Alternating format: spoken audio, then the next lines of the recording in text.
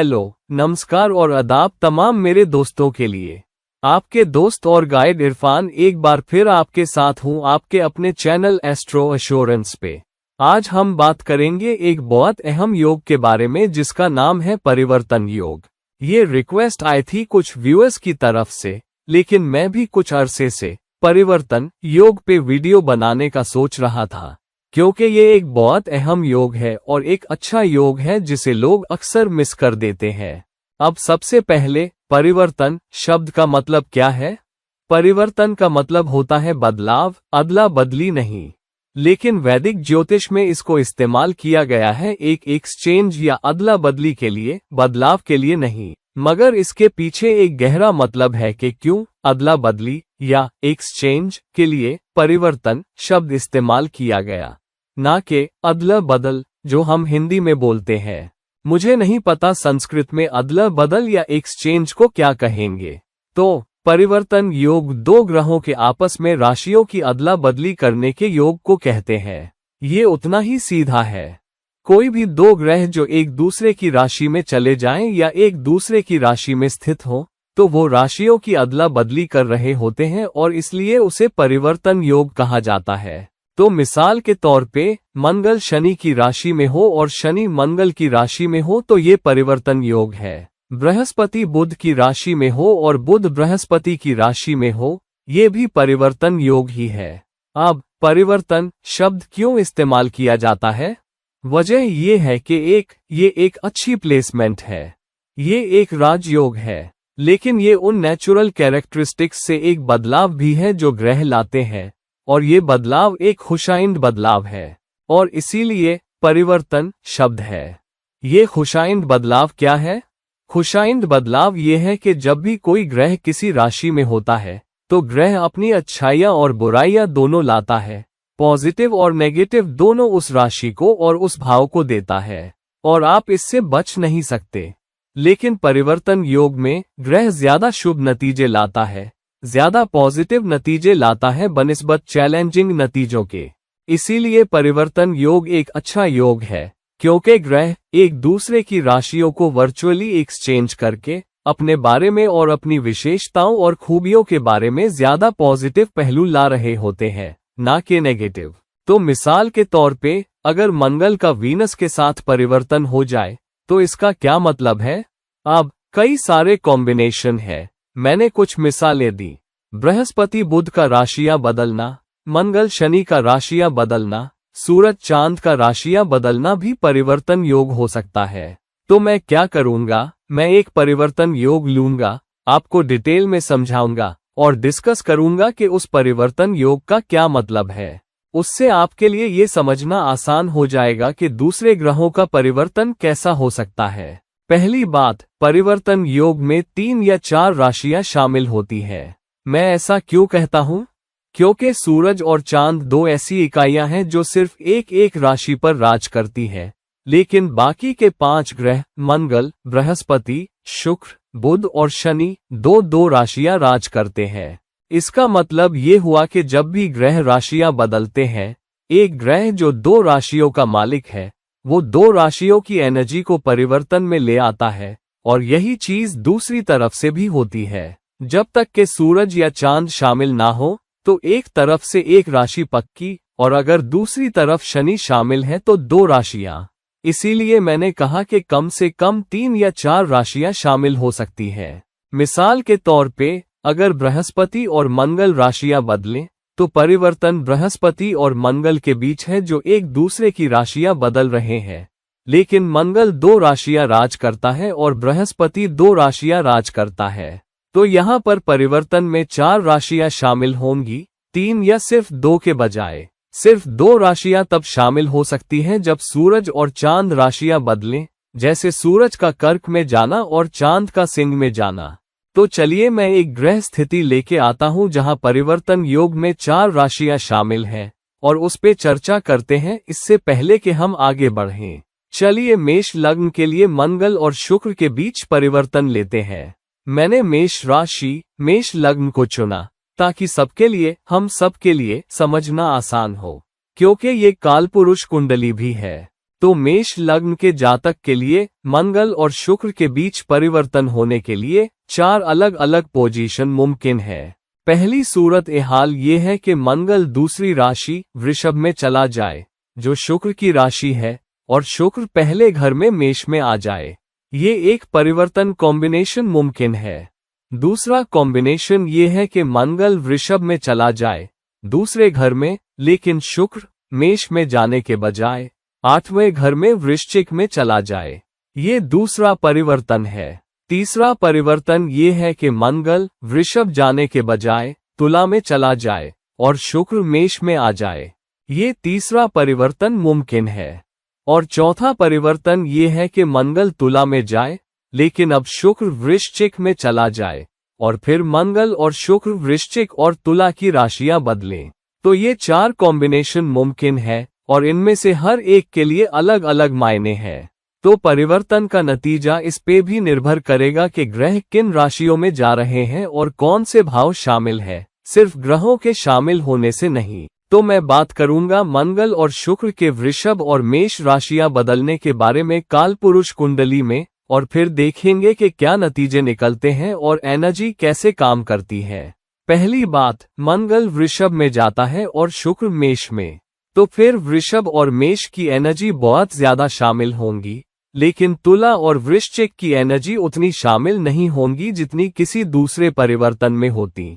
तो इस परिवर्तन योग में जहां मंगल वृषभ में जा रहा है और शुक्र मेष में आ रहा है, बहुत स्ट्रांगली वृषभ और मेष की एनर्जी ज्यादा दिखेंगी तुला और वृश्चिक की एनर्जी से। हालांकि वो एनर्जी उन राशियों के स्वामित्व और उनके दर्शाए भावों की वजह से तस्वीर में जरूर आएंगी। अब इस परिवर्तन का क्या मतलब है? जैसा कि हमने कहा, परिवर्तन का मतलब है 2 ग्रहों का राशियां बदलना। लेकिन इससे पहले कि हम मंगल और शुक्र के शामिल होने की डिटेल में जाएं, मैं आपको एक आसान सा नियम बता दूं। जब भी 2 दोस्ताना ग्रहों के बीच परिवर्तन होता है, तो वो एक बेहतर परिवर्तन योग होता है, वो एक अच्छा राजयोग होता है। मिसाल के तौर पे, अगर परिवर्तन बुध और शुक्र के बीच हो, जो एक दूसरे के दोस्ताना ग्रह है, तो ये बेहतर है बनिस्बत उस परिवर्तन के जो बुध और बृहस्पति के बीच हो, जो मिसाल के तौर पे एक दूसरे के दोस्ताना ग्रह नहीं है। दूसरा नियम, परिवर्तन तब बेहतर होता है जब शुभ ग्रह बेनिफिक शामिल हो, ना कि अशुभ ग्रह मेलेफिक, और वो भी दोस्ताना शुभ ग्रह। मिसाल के तौर पे चांद और बृहस्पति के बीच परिवर्तन बृहस्पति और बुध के बीच परिवर्तन से बेहतर है, हालांकि दोनों शुभ है, या बृहस्पति और शुक्र से भी बेहतर है। फिर से, हालांकि दोनों शुभ है, लेकिन वो एक दूसरे के दोस्ताना नहीं है। इसी तरह शुक्र और बुध के बीच परिवर्तन बेहतर है क्योंकि दोनों शुभ हैं और दोनों एक दूसरे के दोस्ताना है, बनिस्बत शुक्र और चांद या शुक्र और बृहस्पति के। तो ये दूसरी बात है जो जहन में रखनी चाहिए।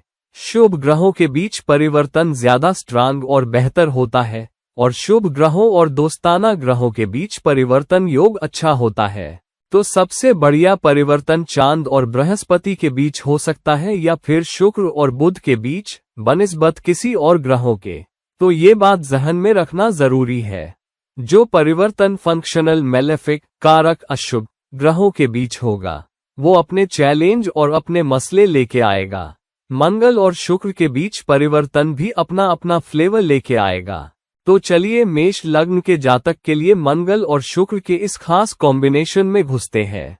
अब जब मंगल मेष लग्न के जातक के लिए दूसरे घर और दूसरी राशि वृषभ में जाता है, तो ये क्या दर्शाता है?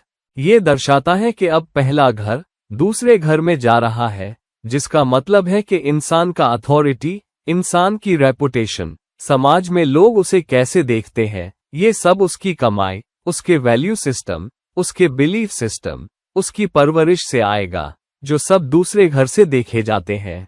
और उल्टा, उसकी कमाई शुक्र के पहले घर मेष में जाने की वजह से, मतलब उसकी कमाई, उसकी बचत और समाज में वो कितना कमाता है, ये सब इस बात से भी आएगा कि वो खुद को कैसे पेश करता है, वो अपनी सेल्फ रिस्पेक्ट कैसे मेंटेन करता है, वो कितनी इज्जत से पेश आता है और किस तरह के उसूल वो अपनी खूबियों और अपनी शख्सियत में लाता है। दूसरा घर उसूलों का घर भी है, आपके वैल्यूज का। तो वैल्यूज लग्न में आ रहे हैं, मतलब वैल्यूज शख्सियत में आ रहे हैं। तो अगर इंसान अपनी जिंदगी वैल्यूज और उसूलों के साथ जी रहा है तो ये एक तरह का नतीजा है। या फिर उसकी शख्सियत में कैसी वैल्यूज आएंगी, उसका असर उसकी कमाई पे पड़ेगा। तो अगर उसके उसूल चैलेंज्ड है, जहां उसकी फैमिली ने उसकी परवरिश की है, फैमिली एनवायरनमेंट ऐसे लोगों का रहा है जो दूसरों को ठगने या हेरफेर करने से नहीं हिचकिचाते, और वही उसूल इंसान अपनी शख्सियत में लाता है, वो खुद हेरफेरेटिव है, वो खुद चालाक है, वो खुद लोगों की आंखों में धूल झोंकने में यकीन रखता है, तो फिर वो वैल्यूज ही समाज में उसकी साख और उसकी कमाई को गाइड करेगी। और इसीलिए ये एक अहम योग है। परिवर्तन योग एक अहम योग है। तो जितना ज्यादा इंसान इज्जत से पेश आता है और उसकी शख्सियत सीधे सच्चे नैतिक मूल्यों से चलती है, तो कमाई, बचत और समाज में उसकी पोजीशन उतनी ही बेहतर होगी। तो ये एक स्ट्रांग परिवर्तन है कमाई, बचत, परिवार, उसकी शख्सियत और उसकी खूबियों के बीच। ये फैमिली बिजनेस को फॉलो करने का एक स्ट्रांग कॉम्बिनेशन भी है, क्योंकि दूसरा घर फैमिली बिजनेस को भी दिखाता है। तो जातक की कमाई का संबंध परिवार और उसूलों के दूसरे घर से हो रहा है। तो जिस परवरिश के साथ उसका परिवार उसे पालता है और परिवार जिस बिजनेस में है, वो इंसान भी उसे अपना सकता है और उसमें तरक्की कर सकता है। और शायद उसे कमी महसूस हो, क्योंकि परिवर्तन में क्या होता है, क्योंकि ग्रह एक दूसरे की राशियों में होते हैं। ये ऐसे हैं कि अगर मैं तुम्हारे घर में हूं और तुम मेरे घर में हो, अगर मैं तुम्हारे घर में तबाही मचाऊं तो तुम भी मेरे घर में तबाही मचाओगे। ये सीधा सादा तर्क है जो दिया जाता है।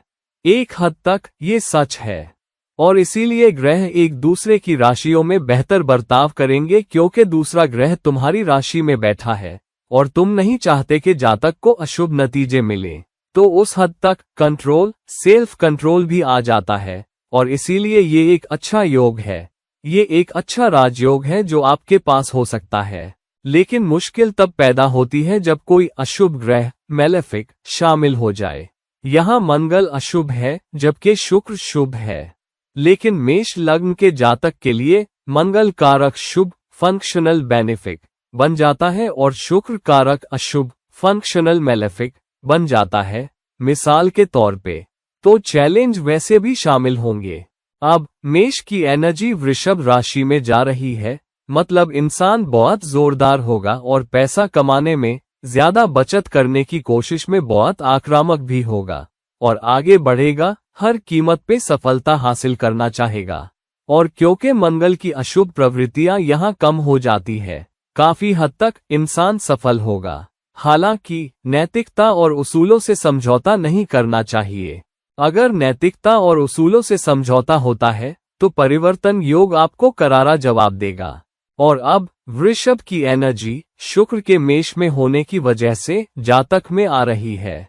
इसका मतलब ये है कि इंसान की शख्सियत में एक मटीरियलिस्टिक होने की फितरत भी आएगी। वो रिश्तों को भी, कनेक्शंस को भी, सोशल कनेक्शंस, बिजनेस डीलिंग्स को भी ज्यादा मटीरियलिस्टिक नजरिए से देखेगा। वो अपनी जिंदगी ज्यादा मटीरियलिस्टिक रुझान और मटीरियलिस्टिक फोकस के साथ जिएगा। इसलिए अगर वो डगमगाया और अपने उसूलों और अपनी परवरिश को छोड़ा, तो उसकी पूरी साख दागदार हो सकती है, उसकी सेहत दागदार हो सकती है, समाज में उसका रुतबा दागदार हो सकता है, उसकी शख्सियत और समाज उसे कैसे देखता है, ये सब बुरी तरह प्रभावित हो सकता है। तो ये एक मुश्किल वाला योग है, क्योंकि इसमें शामिल एनर्जी एक दूसरे के उल्ट है और दोस्ताना ग्रहों की नहीं है। तो अगर परिवर्तन ऐसी राशियों के बीच है जिनके मालिक बहुत दोस्ताना नहीं है और राशियां एक दूसरे से उलट मायने रखती हैं, तो ये मुश्किल खड़ी करेगा। मिसाल के तौर पे सिंह और धनु के बीच परिवर्तन, जिनके मालिक सूरज और बृहस्पति हैं, बहुत स्ट्रांग और बेहतर होता है, चाहे सूरज कारक अशुभ हो, क्योंकि दोनों धर्म भाव हैं, दोनों अग्नि राशियां हैं, ज्यादा शुभता आएगी। और वो दोस्ताना ग्रह भी है, सूरज के कारक अशुभ और नेचुरल अशुभ होने के बावजूद, जबकि बृहस्पति नेचुरल शुभ है। यहाँ परिवर्तन योग में शुक्र और मंगल शामिल हैं, जिसका मतलब है कि एक तरफ शुक्र की वजह से स्ट्रांग मटीरियलिज्म है और दूसरी तरफ मंगल की वजह से स्ट्रांग गो गेटिंग स्पिरिट। तो एक तरह से ये एक अच्छा परिवर्तन है जहां पैसा, कमाई, समाज में रुतबा, गो गेटिंग स्पिरिट, कामयाबी सब आपसे वादा करते हैं। बस एक बात आपको जहन में रखनी है कि मूल्यों के साथ जीना, अपने वादे पे खरा उतरना, अपनी बात से ना फिरना, बहुत ज्यादा आक्रामक ना होना, लेकिन अपने लक्ष्य और अपना फोकस बनाए रखना, और मटीरियलिस्टिक चीजों को अपनी शख्सियत पे हावी नहीं होने देना। अगर आप अपने मटीरियलिस्टिक नजरिए और मटीरियलिस्टिक खूबियों को बदलने के लिए बहुत ज्यादा पागल हो जाएंगे, तो आप भटक सकते हैं और अपना फोकस खो सकते हैं, क्योंकि अब शुक्र लग्न में आ रहा है। तो आप फोकस खो सकते हैं और भटक भी सकते हैं अगर आप नैतिकता और उसूलों के साथ नहीं चलते। चैलेंजिंग पार्ट, अगर कोई अशुभ ग्रह इस समीकरण में शामिल हो जाता है तो वो परिवर्तन को काफी हद तक खराब कर देता है। मिसाल के तौर पे मंगल दूसरे घर वृषभ में जाता है, ठीक है, शुक्र लग्न में आता है, लेकिन अब शनि भी शुक्र के साथ है, या राहु शुक्र के साथ है, या केतु शुक्र के साथ है, या सूरज शुक्र के साथ है, तब चैलेंज और भी अलग हो जाते हैं। तो अब शुक्र अपने साथ कुछ अशुभ एनर्जी लेके आता है और वो और ज्यादा मटीरियलिस्टिक बन सकता है और इंसान को और ज्यादा मटीरियलिस्टिक जुनून की तरफ ले जा सकता है और नैतिकता और उसूलों से समझौता करवा सकता है और शख्सियत, सेहत, समाज में रुतबे को चैलेंज दे सकता है, क्योंकि एक अशुभ ग्रह शामिल है। या फिर नतीजों की रफ्तार धीमी कर सकता है अगर शनि शामिल है, या बहुत ज्यादा घमंड और अकड़ दे सकता है अगर सूरज शामिल हो जाए, या रिश्तों और सफलता से पूरी तरह काट सकता है अगर केतु शामिल है, या बहुत ज्यादा हेरफेरेटिव बना सकता है अगर राहु शामिल है। तो अलग अलग एनर्जी की वजह से अलग अलग नेगेटिव नतीजे सामने आते हैं। फिर क्या होता है? क्योंकि शुक्र मंगल की राशि में बैठकर मंगल के लिए केस खराब कर रहा है, मंगल पीछे नहीं हटेगा, क्योंकि मंगल शुक्र का दोस्त नहीं है, और इसलिए वृषभ में मंगल घर पे भी चैलेंज और मसले दे सकता है। घर पे आक्रामकता ज्यादा हो सकती है, आपके सीधे परिवार से उम्मीदें ज्यादा हो सकती हैं, आप अपनी शख्सियत की हदें धकेलेंगे, आप अपने उसूलों की हदें धकेलेंगे, और इसलिए घर पे चैलेंज, मसले और परेशानी भी बढ़ सकती है। आपकी कमाई में परेशानी ला सकता है, आपकी बचत पे भी असर डाल सकता है। तो एक वक्त ऐसा आ सकता है कि शुक्र की दशा या अंतरदशा में आपको मटीरियलिस्टिक तौर पे ज्यादा चैलेंज का सामना करना पड़े, और फिर एक वक्त ऐसा भी आ सकता है कि आपका अपने परिवार से भी मनमुटाव हो जाए, और इस तरह के नतीजे भी आ सकते हैं। दूसरी तरफ अगर शुभ ग्रह लग्न पे दृष्टि डालें या उसके साथ बैठें तो परिवर्तन की शुभता बढ़ जाती है, लेकिन फिर उस शुभ ग्रह की दूसरी एनर्जी भी शामिल हो जाती है। तो मिसाल के तौर पे अगर बृहस्पति पहले घर मेष में शुक्र के साथ आ जाए तो बृहस्पति भी शुभ है और परिवर्तन की शुभ प्रवृत्तियों को बढ़ाएगा, लेकिन बृहस्पति मेष लग्न के जातक के लिए 9वें और 12वें घर का मालिक भी है, और वो एनर्जी भी जरूर दिखेगी, जरूर सामने आएगी, और ये नहीं भूलना चाहिए। तो छोटे शब्दों में परिवर्तन योग एक अच्छा योग है, एक शुभ योग है। हालांकि ख्याल रखना चाहिए अगर परिवर्तन गैर दोस्ताना ग्रहों के बीच हो रहा है, चाहे वो शुभ ही क्यों ना हो। लेकिन अगर परिवर्तन दो अशुभ ग्रहों के बीच हो तो क्या? मिसाल के तौर पे अगर परिवर्तन शनि और मंगल के बीच हो, दो स्ट्रांग अशुभ ग्रह। चलिए फिर से मेष लग्न के जातक को ही लेते हैं और कहते हैं कि शनि, जो अब 10वें और 11वें घर का मालिक है, लग्न में मेष में चला जाए जहां वो नीच का हो जाता है, और मंगल 10वें घर में चला जाए जहां वो ऊंच का हो जाता है। तो यहाँ क्या होगा? शनि के मेष में जाने की वजह से, जबकि वो अपनी नीच राशि में है, लेकिन क्योंकि वो परिवर्तन में है, शनि अपनी अशुभ प्रवृत्तियों को कम करेगा, उसे कुछ ताकत मिलेगी, और हालांकि वो इंसान को जो नतीजे मिलेंगे उनकी रफ्तार काफी धीमी कर देगा। नतीजे उसे मिलेंगे जरूर, चैलेंज और कम होंगे, लेकिन बहुत मेहनत करनी पड़ेगी इससे पहले कि इंसान को आखिरी कामयाबी मिले। दूसरी तरफ मंगल का 10वें घर में ऊंच का होना, लेकिन शनि का नीच का ग्रह लग्न में आना, इसका मतलब है कि इंसान को बहुत ज्यादा मेहनत करनी पड़ेगी, जबकि वो शनि की राशि और शनि के घर में बैठा है, और शनि अपनी चौथी दृष्टि से लग्न पे देख रहा है, तो नीचांग भी हो रहा है, एक स्ट्रांग परिवर्तन भी हो रहा है, लेकिन जिंदगी संघर्षों और रुकावटों से भरी होगी इससे पहले कि इंसान को आखिरी कामयाबी मिले। तो इन नतीजों को पूरी तरह और समग्र रूप से देखना चाहिए और ख्याल रखना चाहिए कि वृश्चिक और तुला की एनर्जी भी एक रोल अदा करेगी जब परिवर्तन मंगल और शुक्र के बीच हो रहा हो, और वो एनर्जी भी आएगी और उनके नतीजे भी आएंगे, लेकिन उतने स्ट्रांग नहीं जितने पहले घर और दूसरे घर मेष और वृषभ के बीच आते हैं। अब परिवर्तन का आध्यात्मिक पहलू क्या है? आध्यात्मिक पहलू का मतलब है कि ये आपको एक वरदान है, ये आपको एक मौका है बेहतर करने का। परिवर्तन की एनर्जी का इस्तेमाल करके आप बहुत सारी अशुभ चीजों या अपने किए हुए कर्जों को मिटा सकते हैं और अपनी जिंदगी उसूलों के साथ जीने और अपने उसूलों से समझौता न करने की वजह से अच्छे फायदे पाकर आप अच्छा कर सकते हैं, आप बेहतर नतीजे पा सकते हैं। ये जरूरी है क्योंकि परिवर्तन आपको दिया गया एक मौका है। परिवर्तन योग आपसे कह रहा है, सुनो, इन एनर्जी को बहुत अच्छे से इस्तेमाल करो, और अगर तुम पे कोई कर्म का कर्ज है तो तुम्हें शॉर्टकट लेने की जरूरत नहीं है। तुम्हें कुछ ऐसा करने की जरूरत नहीं जो नैतिक और उसूलों के खिलाफ हो, क्योंकि नतीजे काफी हद तक शुभ है, नतीजे काफी हद तक तुमसे वादा किए हुए हैं। तो कृपया इन एनर्जी का इस्तेमाल अच्छा करने में करो, खुद को अच्छी तरह पेश करने में करो।